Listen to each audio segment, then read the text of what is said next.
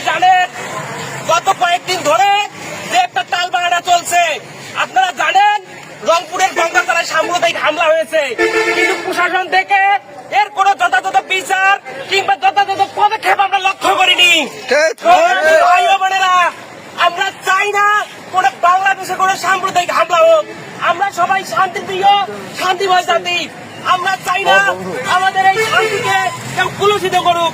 ধর্মের নামে কিছু উগ্রপন্থী যে আমাদের ধর্মের নামে যে কিছু সাম্প্রতিকতা হামলা চালাচ্ছে, এই দেশের সনাতনীদের উপর যে হামলা চালাচ্ছে, এর আমরা বিচার চাই। তাদের বিজ্ঞান ও প্রযুক্তি বিশ্ববিদ্যালয়ের সাধারণ শিক্ষার্থীদের পক্ষ থেকে এরকম হামলার তীব্র নিন্দা জানাই এবং প্রশাসনকে এর যথাযথ ব্যবস্থা নিতে হবে। আমরা চাই, আমরা শান্তিময় শান্তিতে রাখতে চাই, কিন্তু এই যে উগ্রপন্থীদের যদি বাঁধতে দেওয়া হয়, যদি এদের কালো হাত ভেঙে দেওয়া না হয়, তাহলে ভবিষ্যতে বাংলাদেশের অবস্থা আরো খারাপ হতে পারে। আমরা প্রশাসনের কাছে দৃষ্টি আকর্ষণ করতে চাই, অনুরোধ করতে চাই যাতে যথাযথ ব্যবস্থা নেয়।